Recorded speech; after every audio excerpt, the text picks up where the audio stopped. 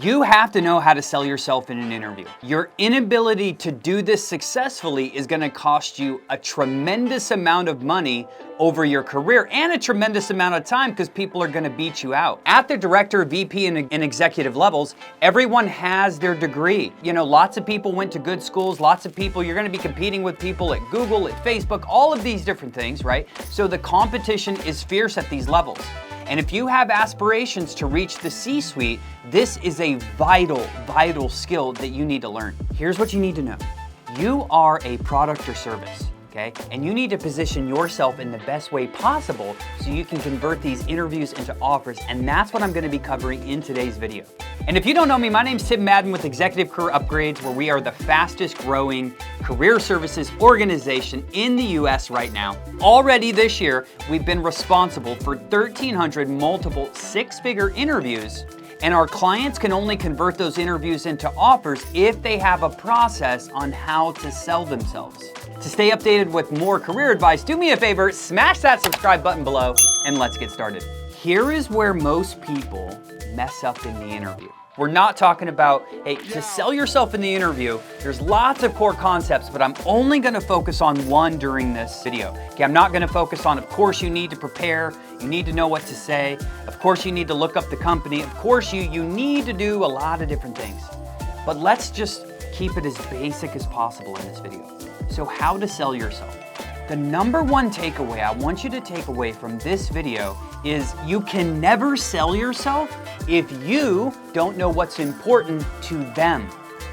That's where so many people mess up. They go into a company and they're worried about their pitch and they're worried, which is important, don't get me wrong, but they're just talking about how great they are, They're selling themselves, but they don't even know what the company's really looking for. Let me give you a couple examples, right?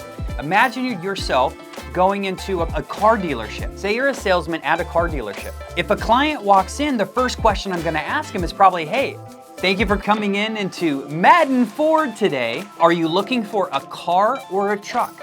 Probably gonna start there, right? A car or a truck, and I'm gonna lead them over to the truck.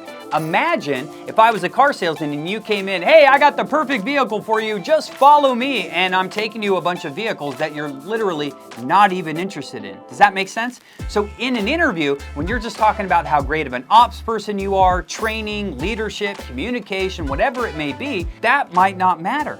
That's probably one of the biggest mistakes professionals make in interviews is they think since they're going for a VP of IT role or a CTO, they need to talk about all these technological and process implemented things, when really if they would have asked, hey, what's really important to you in this role, right, for the person you hire, they could be talking about training or recruiting, like recruiting great people and building a team. And here you are talking about a bunch of stuff that is valid, but that's not on their mind. So how do you sell someone? You figure out what's on their mind right now. That's why a lot of the time, for those in tech and product in the space, you know, you do these loop interviews where you go to the first person and you figure out what's important to them, and they say one thing, another team member says the other thing, another VP says something else, another VP says something else, you get to the C-suite and you're recapping, right, what everyone said, their challenges were and where they're going, and guess what? The C-suite's totally disconnected and they're like, hey, we know all that, but this is what's really important. Don't get caught selling yourself when you don't know what truly matters to them. That's one of the biggest mistakes professionals make on these interviews. How can I possibly sell you the house? How can I possibly sell you a house when I don't even know where do you want it to be located? How many bedrooms do you want? Do you want a pool? Do you want a sauna in there? What you want in your house, right? If I don't know that, how am I gonna sell you a house? So we've talked about house, car, but it's really everything, right? So just think about that. You are a product that you're trying to sell to another company. So before I can sell myself to them, I need to figure out, beyond this job description here, which they might not even be looking for, the job description could have been made by HR, right? And the CEO wants something completely different. Happens all the time. So make sure on your next interview, before you talk about how great you are, okay, before you list these long rows of accomplishments, figure out what's important to them. So one of the questions is, hey, I read the job description, but can you give me a brief overview of what you think is like really important for the person who takes over this department? In one of those situations of like a hidden opportunity or they're building out a department, you could still ask them if they don't have a job description. You could just say, hey, I know you're approaching this new division.